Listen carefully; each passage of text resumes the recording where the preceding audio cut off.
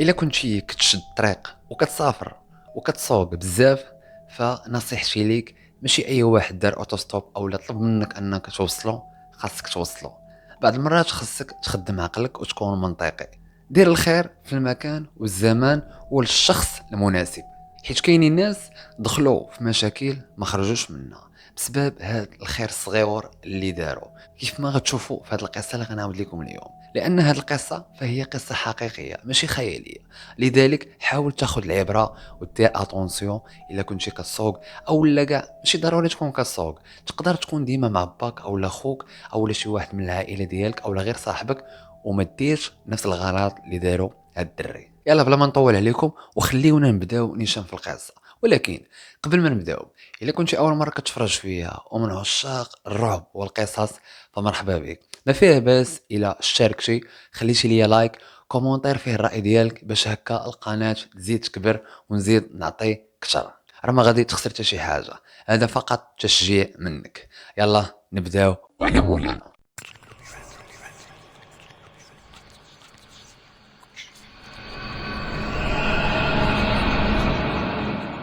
يوسف ويونس أصدقاء منذ الطفولة، كيعرفوا بعضياتهم بزاف ومزيان.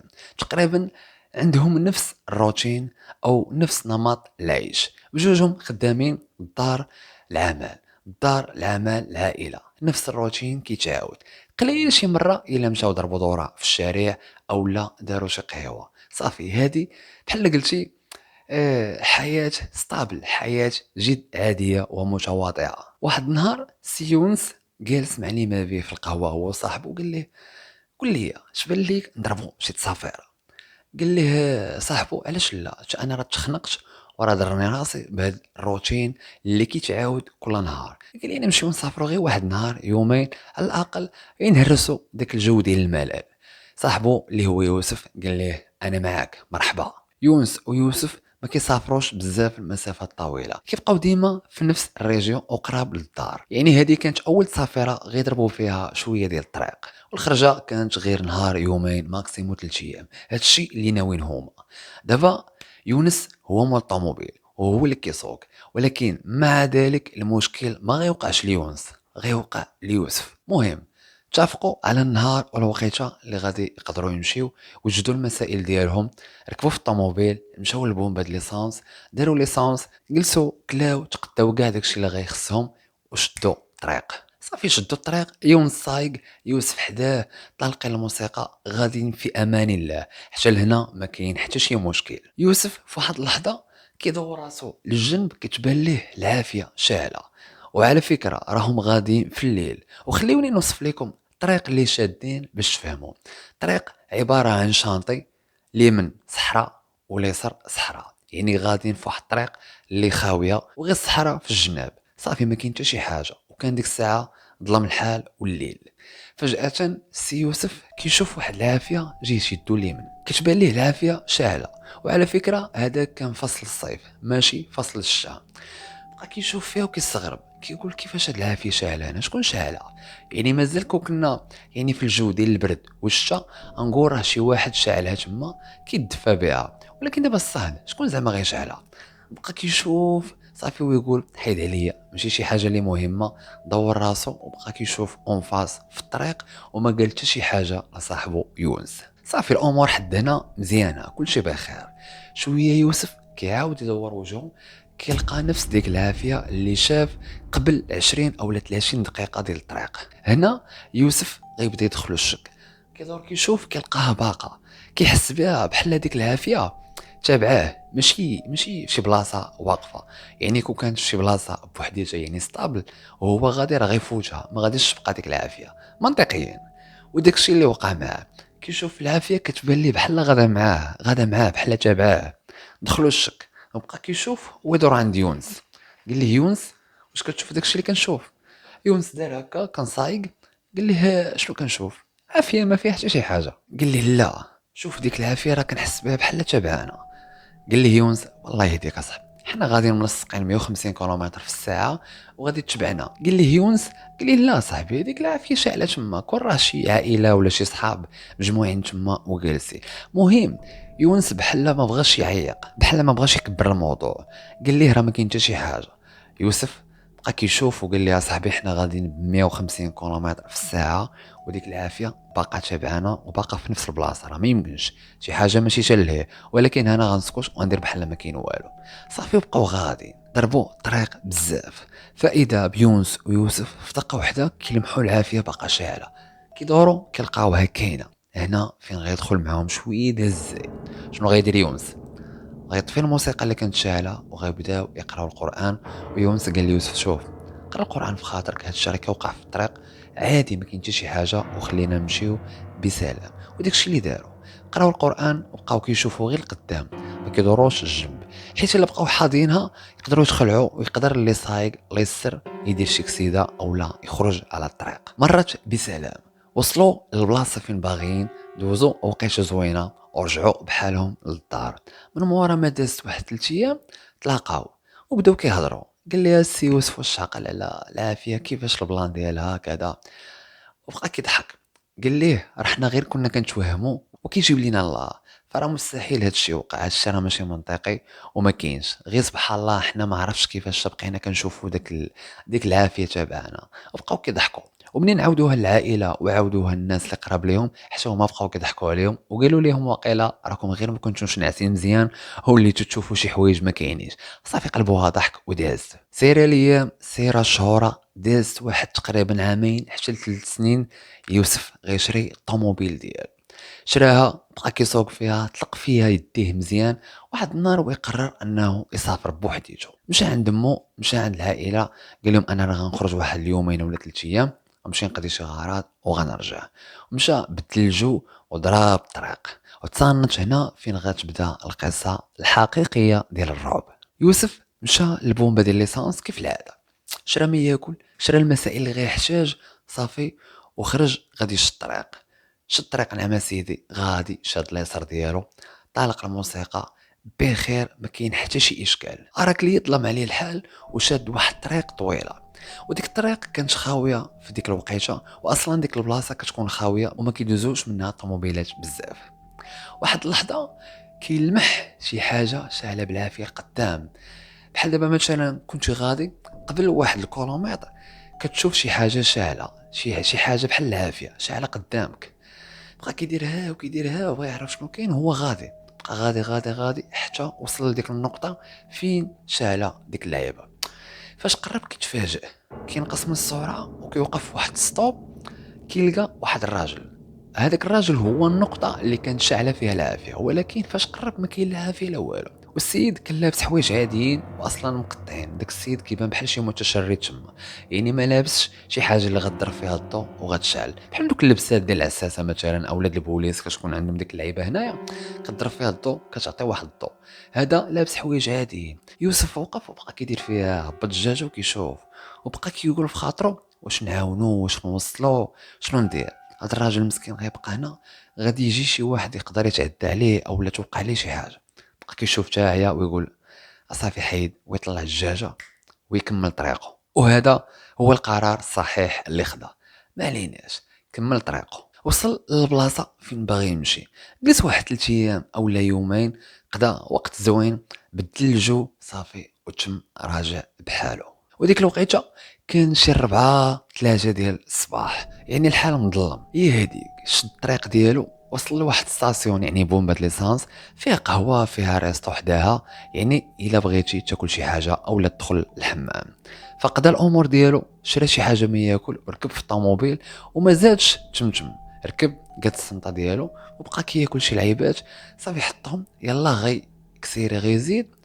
ويبان ليه واحد الراجل كاين تما واقف هو و3 ديال الدراري. يوسف بقى كيشوف الراجل والراجل كيشوف فيه. داك الراجل ما قال حتى شي حاجه، ولكن فاش شاف دوك 3 ديال الدراري فبقاو فيه وسولو. قال ليه الشريف فين غادي، شنو خصك؟ قال لي راني بغيت نمشي لبلاصه فلان فلانيه حتى واحد الواد. ويوسف داز من تما، داز من حدا داك الواد وبقى كيشوف وبقاو فيه الدراري. قال لي واخا طلع نوصل. صافي وطلع. عراك سيدي الرعب غيبدا هنايا. داك الراجل طلع لقدام، 3 ديال الدراري طلعوا للور، صافي كسيره تم غادي. داك الراجل ما قال حتى شي كلمه، تخيلوا معايا ما كيديرش هكا، ما كيتحركش، كيشوف غير قدامه وساكت، والدراري اللور ساكتين. يوسف حس بشويه ديال الرعب، حس بشي حاجه ماشي هي ديك. وسبحان الله فاش كتكون وسط شي موقف اللي ماشي طبيعي فراه كتحس بشي حاجه. يعني اصلا منطقيا صراحه راه اي واحد غيحس بها. تخيل معايا تهز شي واحد ويبقى ساكت ومتمر كيشوف غير القدام، ولادو ما كيهضروا ما كيتحركوا ما حتى شي حاجه. حيت ملي كتهز معاك شي واحد على الاقل كيبغي يجبد معاك الهضره، كيقول لك شكرا حق انت في غادي، انا غادي لهنا، انت منين، كيبغي يخلق معاك موضوع. خصوصا ملي كيكونوا يعني الناس شادين الطريق بالليل، فراه كيبغيو يهضروا باش الشيفور يبقى فايق، ما يجيش الناس، وحتى الناس اللي معاه ما يحسوش بالملل ويبقاو غاديين خالقينها في الطريق حتى يوصلوا. المهم يوسف لاحظ بشي حاجه ماشي هي هذيك. الراجل ما كيهضر ما كيتكلم. قال انا نجبد معاه الهضره. هضر معاه قال ليه استاذ فين غادي بالضبط، وعلاش غادي في هذا الليل وكذا طاطا، بغى يجبد ليه لسانه ويقول لي راني غادي لواحد العرس. يوسف هنا تصدم. عرس؟ عرس وانت غادي للواد؟ كيفاش عرس في الواد؟ ما فهمش. وبقى كيقول له كيفاش عرس في الواد؟ داك السيد اللي معاه اللي ركبو ما جاوبوش، حس بحال ما خصوش يسول هذا السؤال. صافي بقى ساكت شويه. يوسف هو يقول ارا نشعل القران، هو يخدم القران. انفو خدمو حس بالحركه اللور، حس بشي حاجه اللور كاينه جايه من الدراري الصغار. فجاه كيحس بشي حاجه جايه لقدام وقاصد داك الشخص اللي معاه، يعني اللي ركب باتش دوك الدراري. دار بحال هكا وكيلقى يد ديال واحد فيهم، ولكن ها المشكل فين كاين، ماشي يد عاديه بحال اللي قلتي يد، ولكن فيها غير العظومه اللحم والمسائل اللي عندنا حنا كانسان عادي ما كايناش. يوسف بقى كيستغرب وكيشوف بقوه الخلعه، بقى كيصبر راسو وكيقول لا لا راه واقيلا الدري مسكين مريض بشي مرض وكيبانوا ليه العظومه ديال يديه. هما راه ما مرض ما حتى شي حاجه، باين ان داك الشخص ماشي من الانس.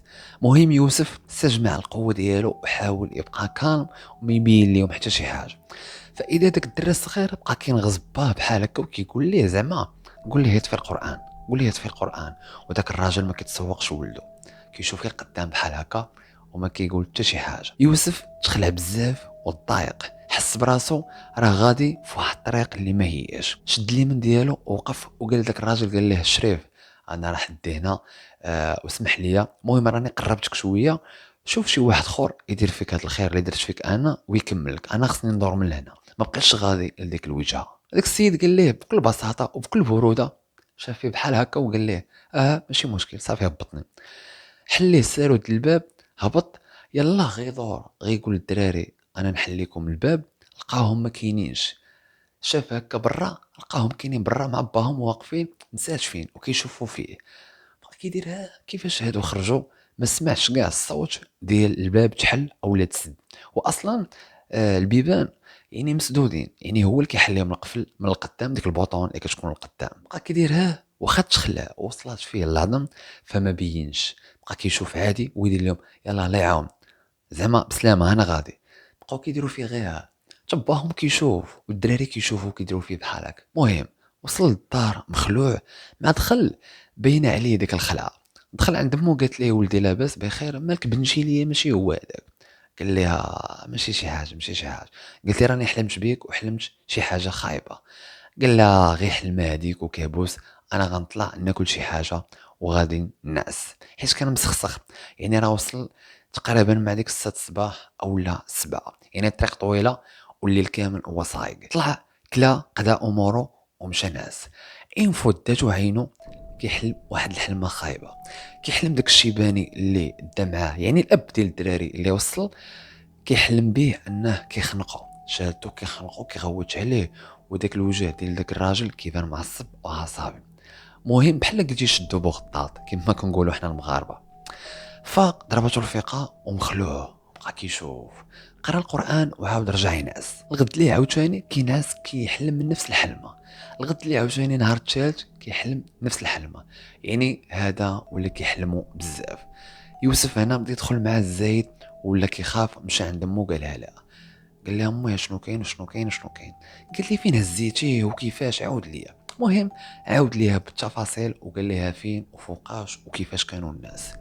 مهم مو قالت ليه انا راه حلمت بيك حلمه خايبه قبل لا تجي، حلمت بيك شي حاجه ضاراك. مهم مو قالت ليه غنديك عند شي راقي اولا نشوفوا شنو كاين. قال لها لا لا لا، قال لها انا راهي كنحلم وصافي، حتى الان راه ما كايناش شي حاجه اللي خايبه. من تما من هذيك الليله القضيه تطورات، ما بقاش كيحلم ديك الحلمه فقط، حيت فاش كان كيحلم كيفيق كيقرا القران كيرجع ينعس صافي كينعس مزيان. اراك دابا شنو ولا كيوقع، ولا كيسمع الصوت ديال الدراري كيضحكوا وكيشوف ثلاثه الخيالات، يعني ثلاثه ديال الدراري الصغار كيلعبوا عنده في البيت، ودوك الخيالات ودوك الصوت وديك الصوره اللي كيشوف كتهيئ ليه على الصوره ديال ثلاثه ديال الدراري اللي كانوا مع داك الراجل. ومره كيبان معاهم خيال طويل عليهم، بحال قلتي ديك الاسره اللي هز معاه في الطوموبيل. هنا يوسف انتقل لواحد المستوى اخر، ولا كيشوف شي حوايج وهو فايق، اما ملي كينعس ديما كيحلم داك الشيباني كيشدو وكيخنقو. واحد النهار غادي يشوف العافيه شاعله في الساحه اللي قدام دارهم، تخلع وهبط كيجري، قال واقيلا شي براش في الزنقه شعلوها. فاش هبط ما لقى حتى شي حاجه، لقى الامور عاديه وما كاين والو.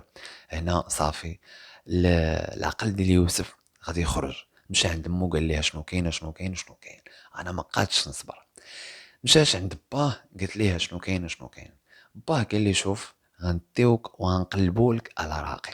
يوسف باغي يمشي عند راقي وباغي يشوف هذه المشكله كيفاش بلانا، ولكن هذاك الشيء اللي فيه وساكنه كيقول ليه لا، بحال النص ديال يوسف باغي والنص الاخر ما باغيش. ما علينا، قنعوه بزز وباه قال لي شوف انت خاصك تمشي عند راقي، يلا معايا لواحد الجامع كنعرف واحد الفقيه تما، فراه غنمشيو عنده، يا اما هو اللي غيقاد لك الامور يا اما غيصيفطنا عند شي راقي اخر. وداك السيد كنعرفو رجل دين وفاهم مزيان في هاد الامور، وهو اللي غيفهم وهو اللي غيقرر شنو خصك دير.